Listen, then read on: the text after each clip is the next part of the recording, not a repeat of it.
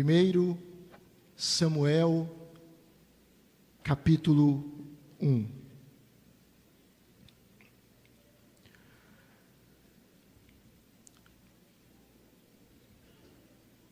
Houve um homem de Ramataim Zofim, da região montanhosa de Efraim, cujo nome era Eucana, filho de Jeroão, filho de Eliú, filho de Tou, filho de Zufi, efraimita. Tinha ele 2 mulheres, uma se chamava Ana e a outra Penina. Penina tinha filhos, Ana, porém, não os tinha. Este homem subia da sua cidade de ano em ano a adorar e a sacrificar ao Senhor dos Exércitos em Siló. Estavam ali os 2 filhos de Eli, Ofni e Finéias, como sacerdotes do Senhor. No dia em que Eucana oferecia o seu sacrifício, dava ele porções deste a Penina, sua mulher, e a todos os seus filhos e filhas. A Ana, porém, dava porção dupla, porque ele a amava, ainda mesmo que o Senhor a houvesse deixado estéril. A sua rival a provocava excessivamente para irritar, porquanto o Senhor lhe havia cerrado a madre. E assim o fazia ele de ano em ano. E todas as vezes que Ana subia à casa do Senhor, a outra irritava, pelo que chorava e não comia. Então Eucana, seu marido, lhe disse: Ana, por que choras? E por que não comes? E por que estás de coração triste? Não te sou eu melhor do que 10 filhos? Após terem comido e bebido em Siló, estando Eli, o sacerdote, assentado numa cadeira junto a um pilar do templo do Senhor, levantou-se Ana e com amargura de alma orou ao Senhor e chorou abundantemente e fez um voto dizendo: Senhor dos exércitos, se benignamente atentares para a aflição da tua serva, e de mim te lembrares, e da tua serva te não esqueceres, e lhe deres um filho varão, ao Senhor o darei por todos os dias da sua vida, e sobre a sua cabeça não passará navalha. Demorando-se ela no orar perante o Senhor, passou Eli a observar-lhe o movimento dos lábios, porquanto Ana só no coração falava.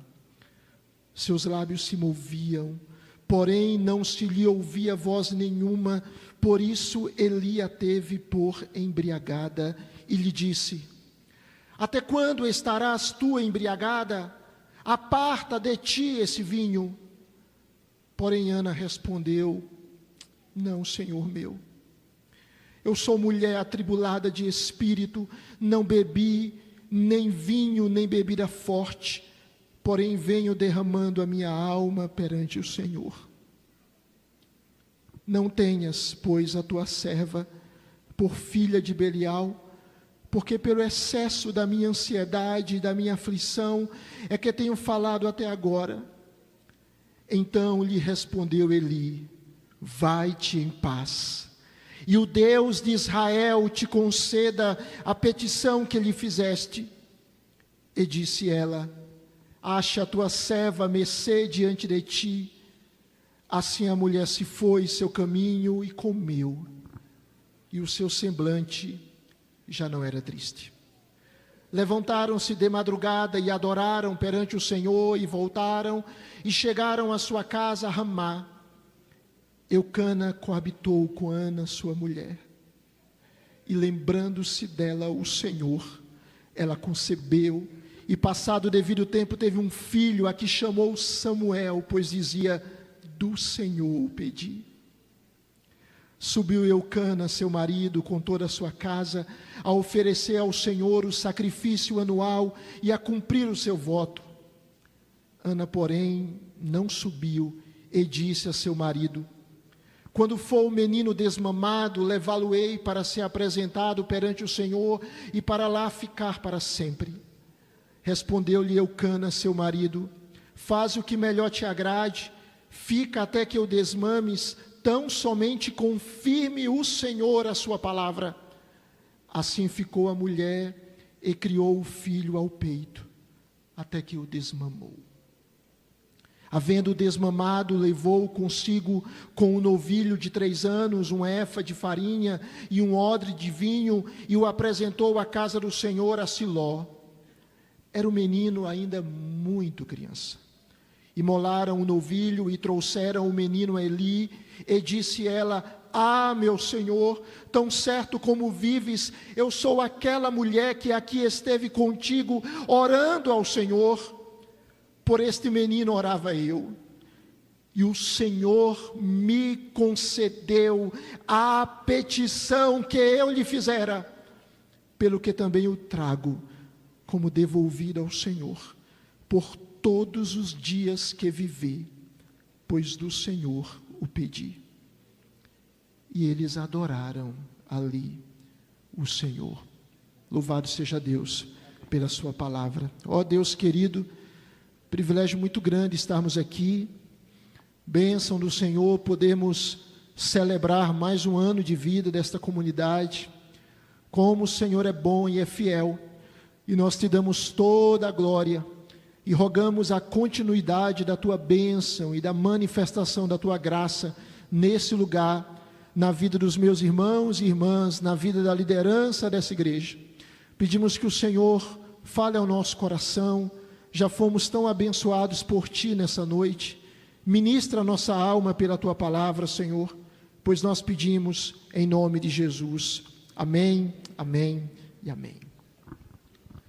Há um estudioso chamado David Matz, que disse o seguinte: a natureza e a pessoa de Deus não nos dão garantias terrenas de que não teremos noites de choro. Mas em Cristo, Deus nos dá garantia final, estabilidade final, a certeza da alegria final. A noite vai acabar, amanhã virá, e a alegria será definitiva para você em Cristo. Você crê nisso? Diga amém. Amém. Louvado seja o Senhor. Nós lemos um texto que está no primeiro livro de Samuel. No cânon hebraico, 1º e 2º Samuel formam um só livro, e eles tratam de uma transição. O povo de Israel sai do governo de juízes para reis. Eles transitam do governo de Deus à teocracia, o governo de um rei invisível, para o governo de um rei visível, a monarquia. Esses 2 livros, eles abarcam um período de aproximadamente 100 anos, mas o propósito de 1º e 2º Samuel é muito mais do que histórico. Esta é uma obra que trata sobre a providência de Deus salvando o seu povo. Esses livros, portanto, eles mostram Deus agindo na história para preparar um povo para si mesmo, trazendo a este povo salvação por intermédio de um rei. E não aqueles reis que governaram Israel, mas por intermédio de um rei eterno, um rei ungido, e o nome dele é Jesus Cristo. Pois bem, 1º e 2º Samuel também são livros cristocêntricos, como toda a Bíblia Sagrada. Mas quando nós chegamos neste capítulo, nós percebemos que esse trecho, ele apresenta vários momentos de culto, em que o povo de Deus o exalta, o adora. E é fantástico nós sabermos que Deus opera maravilhas enquanto o seu povo se reúne em adoração. Isso não é maravilhoso? Sabemos que enquanto o povo de Deus está reunido para bendizê-lo, para glorificá-lo, o Senhor está operando maravilhas. A minha oração é que Deus opere maravilhas aqui nessa noite. Você pode dizer amém? Pois bem, Martinho Lutero disse o seguinte: o Deus a quem adoramos não é um Deus fraco e incompetente. Ele é capaz de repelir ondas gigantescas de oposição. Ele é capaz de vencer gigantes, de subjugar a oposição. E Charles Spurgeon afirmou o seguinte: meus queridos irmãos e irmãs, quando a tristeza os pressionar até o pó, adorem ali. Quando a tristeza os pressionar até o pó, adorem ali. Esse texto, ele apresenta Deus realizando algo maravilhoso. Ele está transformando a tristeza em alegria. Essa passagem revela que nesta dinâmica do culto, da celebração ao Senhor, Deus está levando pessoas, e de uma maneira especial, uma mulher, das lágrimas de tristeza, para a alegria da adoração. Então eu queria pensar com você em alguns aspectos. Em primeiro lugar, essa passagem nos revela o culto a Deus na adversidade, na prova. Verso 1 ao verso de número 5. O texto começa falando de um homem chamado Eucana. Ele era de Ramataim Zofim, uma região a cerca de 8 quilômetros ao norte de Jerusalém. Eucana tinha uma família disfuncional. Ele era casado com 2 mulheres. A poligamia nunca foi o propósito do Senhor, mas, infelizmente, alguns homens tiveram essa prática, e um deles era Eucana. Eucana, portanto, era casado com 2 mulheres. A primeira delas se chamava Ana. Ana significa agraciada ou favorecida. E a outra mulher de Eucana se chamava Penina, que significa joia. Ana, ela tinha o amor do seu esposo, mas era Penina que tinha filhos com ele, e isso gerava um drama na família. Ele tinha 2 mulheres, e uma dessas provocava a outra, se tornou a sua rival. E Eucana amava profundamente Ana, mas Ana não conseguia ter filhos, ela era estéril. Então perceba, aquele homem queria uma descendência com a sua esposa amada, mas ele não tinha êxito. Mas é interessante que mesmo nessa crise familiar, nesse conflito envolvendo 2 mulheres, aquele homem desenvolvia piedade. Por quê? Porque o texto diz, no verso de número 3, que ele subia da sua cidade, de ano em ano, a adorar e a sacrificar ao Senhor dos Exércitos em Siló. Ou seja, Eucana era um homem piedoso. Mesmo vivendo em crise, um ambiente familiar disfuncional e conflituoso, ele ia a Siló adorar. E mais, o contexto religioso da época era de decadência espiritual. Os líderes foram afetados pelo pecado. O povo de Israel vivia em apostasia, em idolatria. Os irmãos se lembram de Juízes? Uma frase que se repete constantemente: cada um fazia o que achava mais reto. Era esse o contexto, mas mesmo neste ambiente de apostasia, de frieza espiritual, de decadência, aquele homem buscava Deus. Ele cultuava, ele adorava.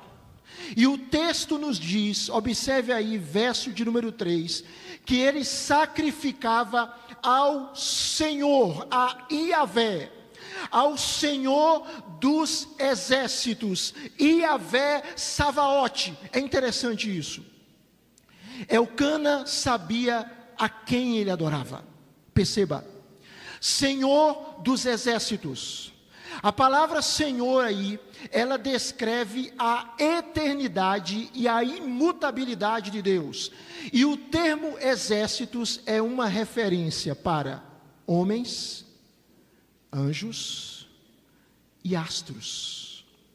O que a passagem está dizendo é o seguinte: que Elcana adorava o Deus que tem o controle sobre o céu, sobre a terra, sobre os indivíduos, sobre o universo, sobre as nações, sobre tudo. Ele sabia a quem ele estava adorando, e mais, ele sabia quem ele era. A passagem afirma que ele ia até aquele local e sacrificava ao Senhor dos exércitos. Ele entendia o princípio de que sem sangue não há remissão, que ele precisava de uma mediação para se aproximar de Deus, mesmo na crise. Por favor, ouça. Mesmo na dor, na prova, na luta, aquele homem cultuava. E ele reconhecia duas coisas. A primeira: Senhor, eu sou fraco, eu sou pecador, eu não me basto, eu preciso de remissão. Mas ele reconhecia também quem era Deus.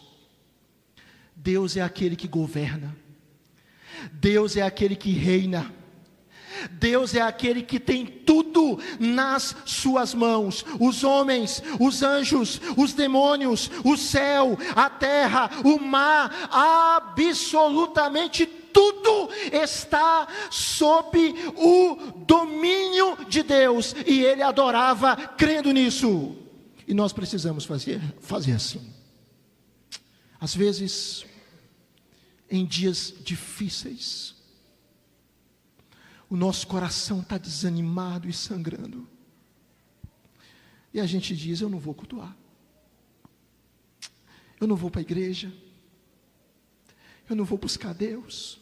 Olha a minha dificuldade, olha o problema da minha família, olha a perda que eu tive, perda de saúde, perda de emprego, perda de tranquilidade, perda de harmonia, perda de um ente querido, perda de alguma coisa. Há uma tristeza no meu coração, há uma aflição na minha alma, eu não consigo cultuar. Você consegue, porque Deus em Cristo, Ele providenciou tudo o que é necessário para que você o cultue em todo o tempo.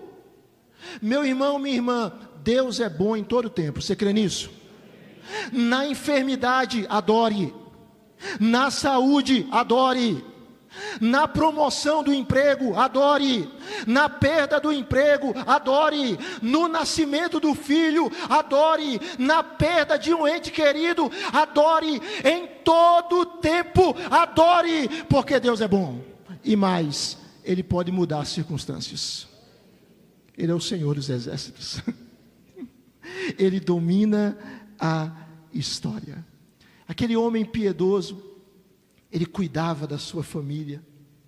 Quando ele subia a Siló e oferecia sacrifícios, ele dava porções daqueles sacrifícios. A Penina, a todos os seus filhos e filhas, e a Ana. E a Ana ele dava uma porção dupla. E sabe o que eram essas porções? Essas porções eram expressões de alegria de um coração grato pelas bênçãos de Deus. Ou seja, Elcana não adorava com amargura. Ele não chegava no culto dizendo: Senhor, eu estou te cultuando, mas eu estou chateado. Senhor, eu estou te cultuando, mas olha a prova que eu passo.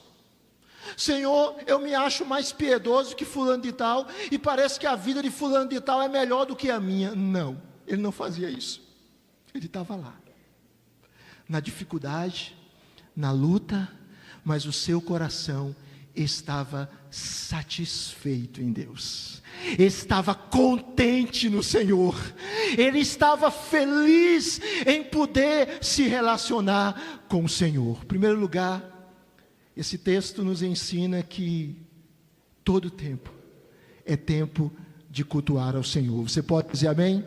Mas há um segundo momento aqui, um momento também dramático, que é uma oração por uma intervenção divina.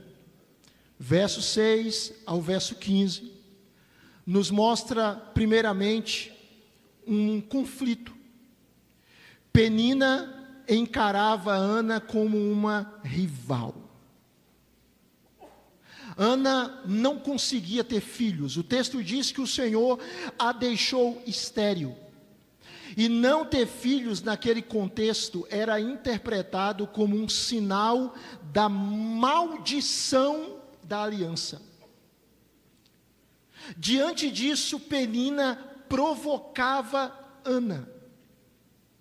E essas provocações ocorriam principalmente no período do ano em que a família ia adorar e ia sacrificar ao Senhor.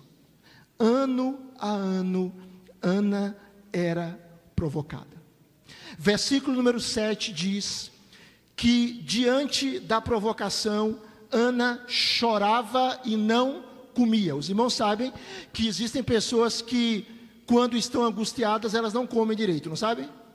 Existem pessoas que podem se angustiar, podem ficar aflitas, elas sempre comem, e comem muito. Não era o caso de Ana. Ana, quando se aperreava, ela não comia. O texto fala que ela chora e ela não come. Aquilo era uma frustração. Ela não conseguia dar filhos para o seu marido. O seu ventre estava fechado. Ana tinha um desejo de ser mãe. Você tem um desejo? Um anseio? E você diz assim: se eu alcançar esse negócio, se eu conseguir essa bênção, eu vou estar bem demais. Você sabia que o que Deus tinha para Ana era muito maior do que o desejo dela? E o que Deus tem para mim e para você em Cristo Jesus é muito maior do que os nossos anseios, os nossos planos, os nossos desejos, os nossos propósitos. Você pode dizer amém? É isso. Bem, diante do choro de Ana, Elcana foi consolá-la. Verso 8, e Elcana diz: por que você chora? Eu não sei, por que você chora? Por que você não come? Você não está de jejum, você não está de dieta, por que você não se alimenta? Por que o seu coração está triste? E aí ele traz o argumento para as suas perguntas. Ele diz assim: eu não te sou melhor do que 10 filhos? Elcana se garantia, não garantia? Hein? Maridos que estão aqui, podem dizer isso para suas mulheres: eu sou melhor, eu amo os meus filhos, mas eu sou melhor do que 10 filhos. Elcana achava assim: eu te sou melhor do que 10 filhos, eu não sei porque que você chora. Ou seja, ele era um homem de Deus, mas ele não compreendia as dores da sua mulher. Tem marido que é assim, né? A mulher começa a falar e ele não quer muito ouvir. Ele diz: tá bom, mulher, tá bom. Eu já entendi. Mulher, se aperreando com isso. Não faça isso, pelo amor de Deus. Porque disso virá uma DR, com certeza. Não faça isso. Para, mulher, para que isso? Está tudo bem, quer ir para o shopping, quer fazer uma viagem, quer comprar uma roupa, né? Quer comprar mais um sapato, o que você quer? Tem crédito no cartão? Tem, então vá, não faça isso. Eucana era um homem de Deus, mas era um homem que não tinha muita sensibilidade para a dor da sua esposa, e ele diz assim, a pergunta dele é retórica, ele não tem dúvida disso, ele está dizendo, não te sou eu melhor do que 10 filhos? Então, fique em paz, vamos comer. O texto prossegue, que aquela mulher, verso 9, após eles terem comido e bebido em Siló, o sacerdote Eli estava ali, sentado em uma cadeira, e Ana, não consolada pela palavra do seu marido, ela ora. Verso 10 diz que ela orou com amargura de alma. O seu coração estava desanimado, mas ele estava com fé. Às vezes a gente está desanimado, né, irmãos? Estão me ouvindo? Às vezes a gente está cabisbaixo, às vezes a gente está aflito, mas Ana nos ensina a orar. Ela estava aflita, ela estava angustiada, como nós dizemos, ela estava aperreada, e ela faz uma oração regada de lágrimas. E há um estudioso chamado Richard Phillips que diz o seguinte, que a oração de Ana tinha 6 características. Primeiro, ela se voltou para o Senhor em sua necessidade. Segundo, ela orou sabendo quem Deus é. Terceiro, ela orou sabendo quem ela era. Quarto, ela sabia o que queria. Quinto, ela orou com confiança. Sexto, ela orou fervorosamente. Qual a sua angústia? Qual a sua aflição? Qual a sua dor?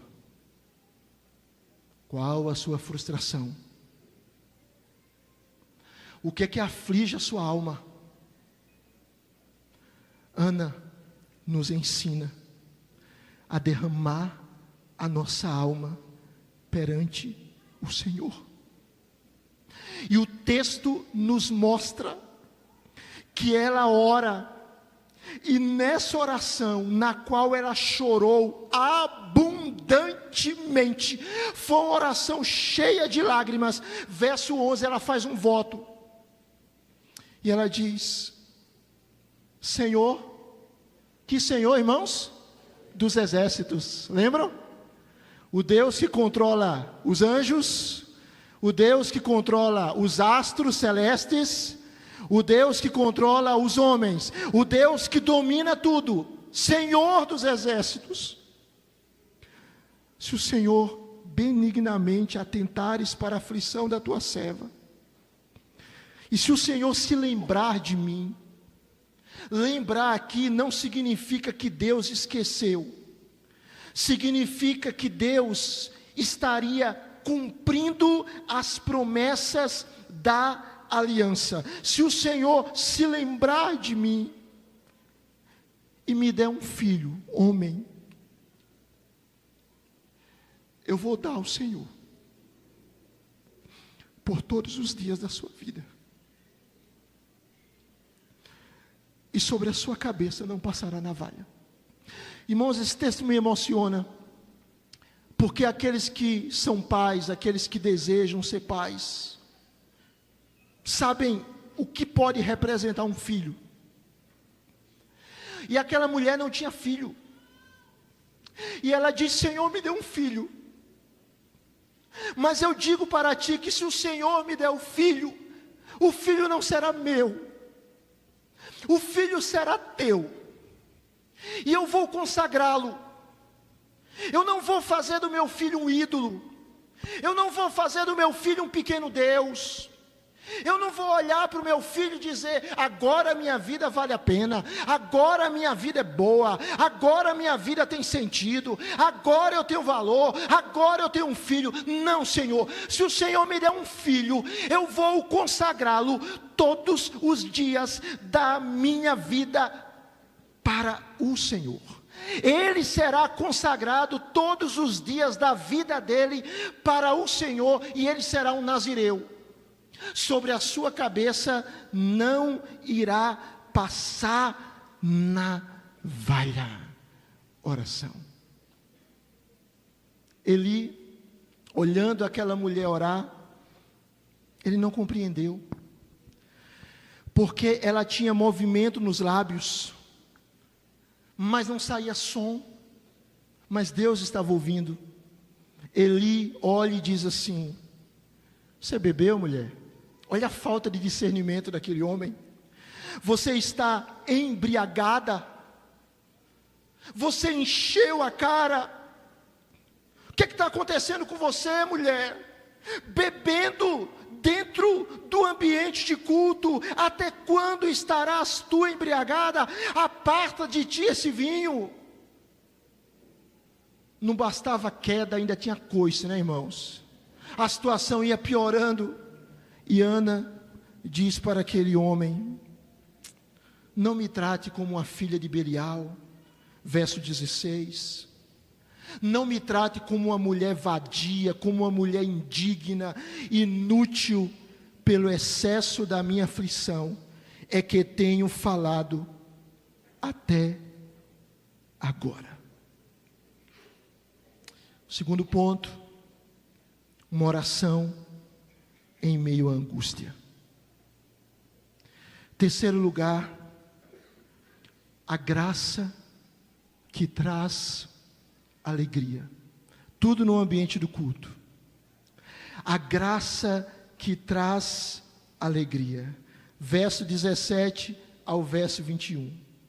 Quando Ana diz para Eli: não me trate como uma mulher sem valor, como alguém ímpio, o mesmo Eli, que tinha feito um mau juízo dela, no verso de número 17 diz: vai-te em paz. Vamos ler juntos?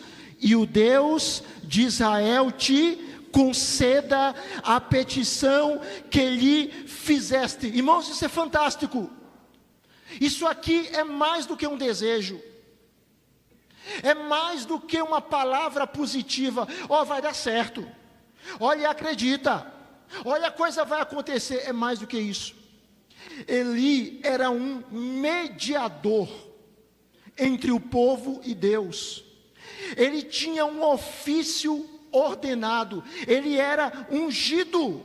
Então, quando Eli falou aquilo, ele não falou simplesmente a palavra dele, ele foi um instrumento, a boca de Deus, para falar ao coração daquela mulher.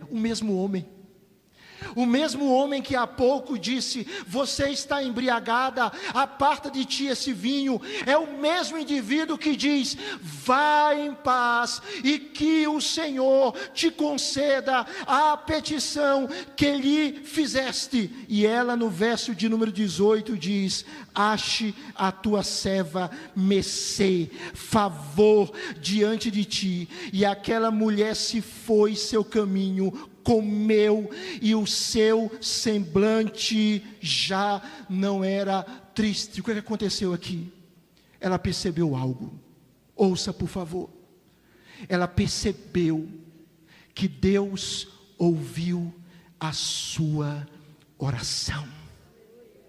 Aquela mesma mulher que não acolheu a palavra tola proferida por Eli, foi a mesma que recebeu de bom grado a profecia do sacerdote. A mesma mulher que disse: eu não estou embriagada, foi a mesma que, ouvindo aquele homem, agora usado por Deus, ela disse: que eu ache mercê, que eu ache graça, que eu ache favor diante de ti. Pastor Hernandes Dias Lopes diz assim: em Siló, o Senhor curou a alma de Ana. Em Ramá, Deus curou o seu ventre. Em Siló, ela creu. Em Ramá, o milagre aconteceu. Em Siló, ela se apropriou da promessa. Em Ramá, ela engravidou e deu à luz Samuel. O que significa isso, irmãos? Isso significa que o Deus a quem nós oramos, Ele ouve segundo a vontade dEle as orações do seu povo. Você pode dizer amém? A sua oração não é inútil. A sua oração atinge os céus. A sua oração lhe conecta ao trono. Nós lemos há pouco aqui: acheguemo-nos ao trono da graça.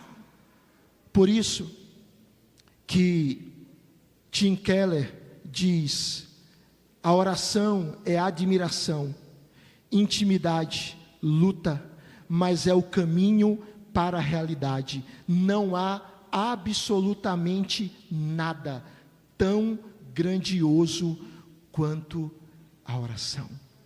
Nada. Nós temos aqui, irmãos, uma graça. Uma mulher outrora angustiada, que vivia em uma família disfuncional, vivenciando uma situação de aflição, agora ela é agraciada. Ela recebe aquela palavra como palavra de Deus. O texto diz, verso 19, que eles se levantaram de madrugada, e o que é que eles fizeram? Eles adoraram. A adoração perpassando, eles adoraram perante o Senhor e voltaram, chegaram à sua casa a Ramá, e lá Elcana namorou com Ana, a conheceu mais uma vez íntima sua mulher, e o Senhor fez o quê? Se lembrou dela. E o Senhor se lembrou dela. A tristeza foi embora do seu rosto, a alegria inundou a sua alma, inundou o coração. O texto diz que ela concebeu, verso de número 20, e passado o devido tempo, teve um filho, a que chamou Samuel, ouvido por Deus, pedido a Deus, porque do Senhor a pedir. Qual a sua angústia? Qual a sua aflição? Hein? Quais os seus enfrentamentos? As suas barreiras?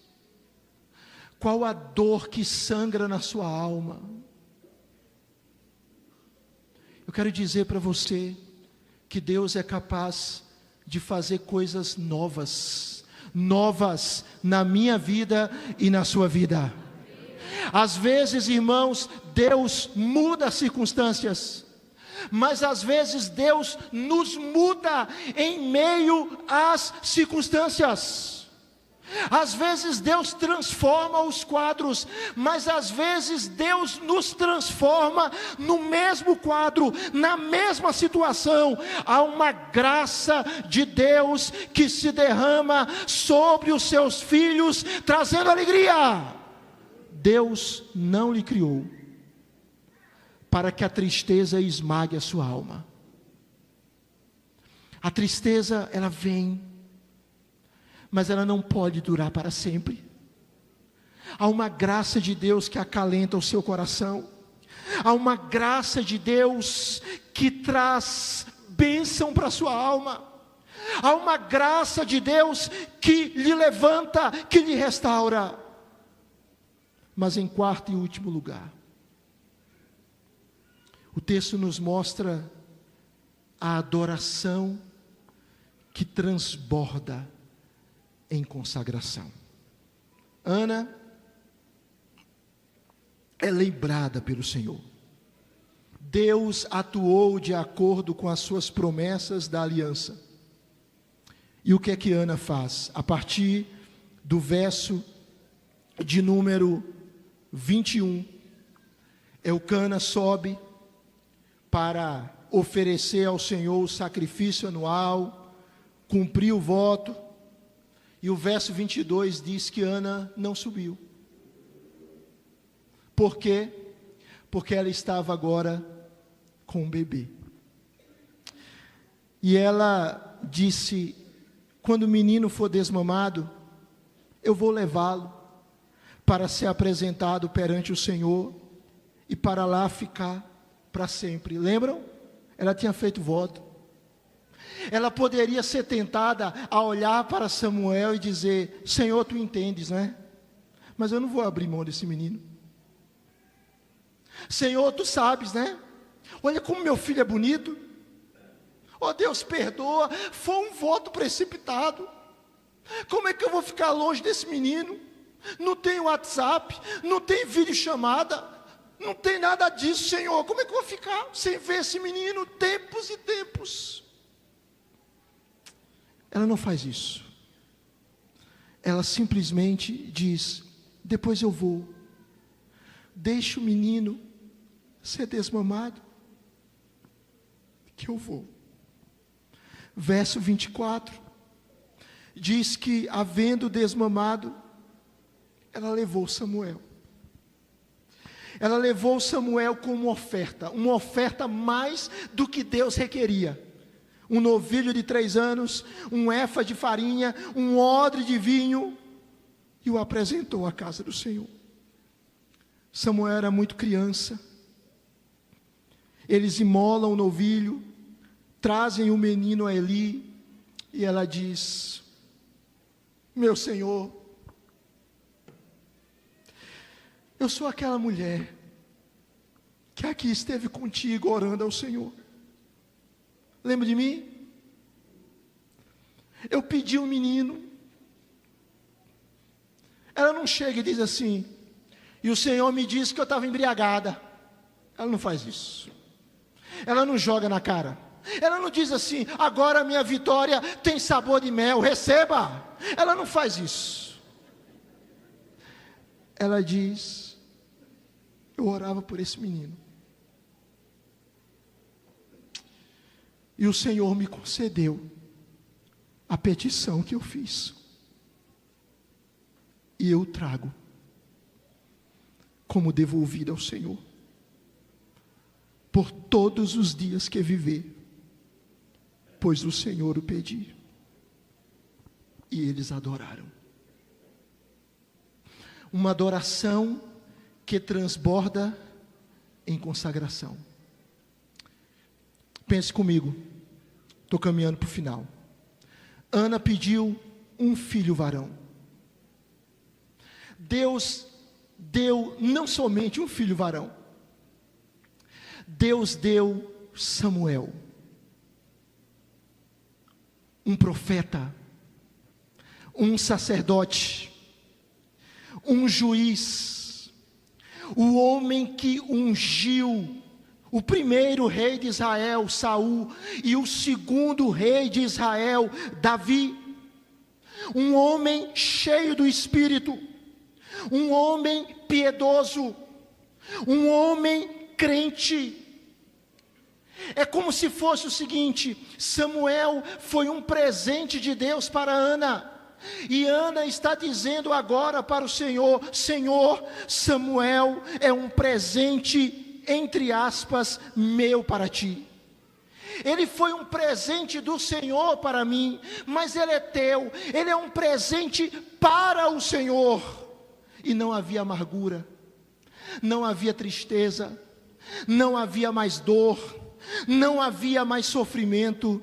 As lágrimas de amargura foram trocadas pela alegria da adoração.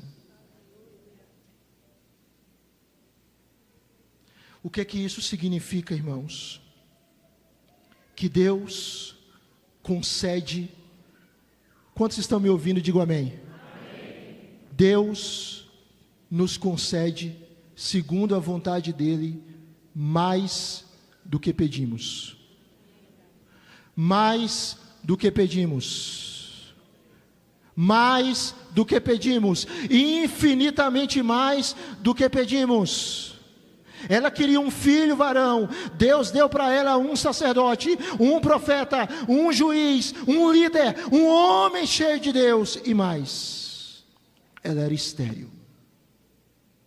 Teve um filho, entregou ao Senhor. 1 Samuel 2:21 diz que o Senhor abençoou a Ana. E ela concebeu. E teve 3 filhos. E 2 filhas. E o jovem Samuel crescia diante do Senhor. Quantos aqui são crentes em Cristo Jesus? Diga aleluia. Quero dizer para você o seguinte: Deus não lhe prometeu uma vida sem tristeza, mas Deus prometeu que em Cristo Jesus a sua tristeza vai ter fim. Você pode dizer amém? Ela teve um começo, ela vai ter um fim. Se nós estamos em Cristo Jesus, nós podemos ter a convicção, a certeza absoluta que a nossa dor, aquela dor que muitas vezes lateja na nossa alma, dor que muitos aqui já tiveram, dor que eu já tive. Eu já tive dores, irmãos, que a minha sensação é que eu ia morrer. Não era morrer pela dor física, era morrer pela dor da alma. Era morrer pela angústia. E eu chorava, e eu chorava, e eu chorava. E eu dizia, eu vou morrer. Mas essa tristeza, essa angústia, essa aflição, essa dor, ela passa. Ela passa. Ela passa. A dor do luto passa. A dor da frustração passa. A dor da perda passa. A angústia passa. A tristeza passa. A aflição passa. Sabe por que passa?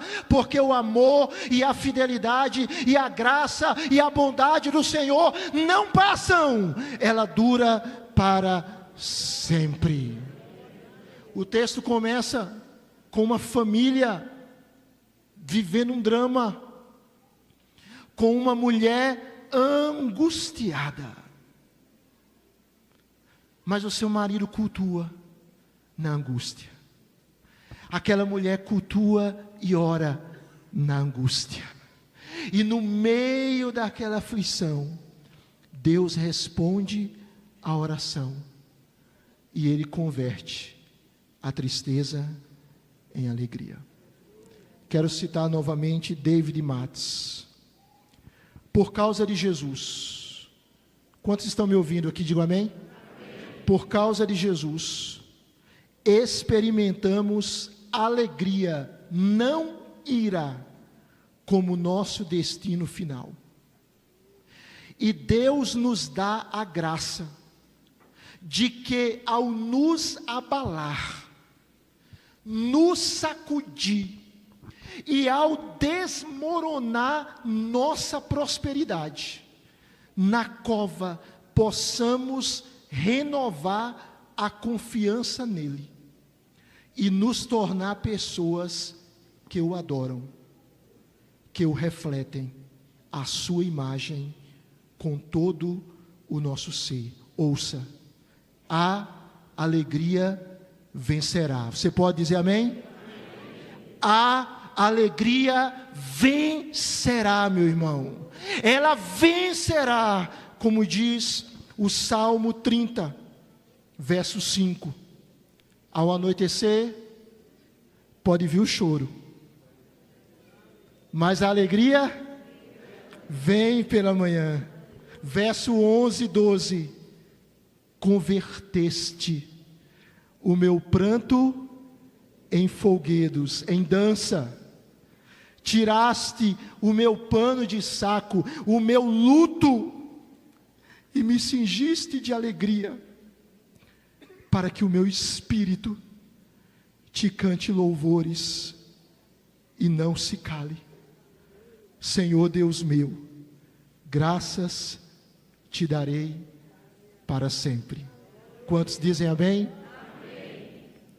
Termino citando Max Lucado.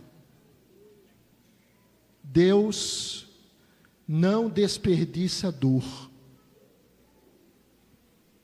Está ouvindo, irmão? Está doendo? Está doendo? Ah, meu Deus, que dor. Deus não desperdiça dor. Ele transforma lágrimas em sementes de alegria. Quero convidar você a se colocar de pé e a gente orar agora.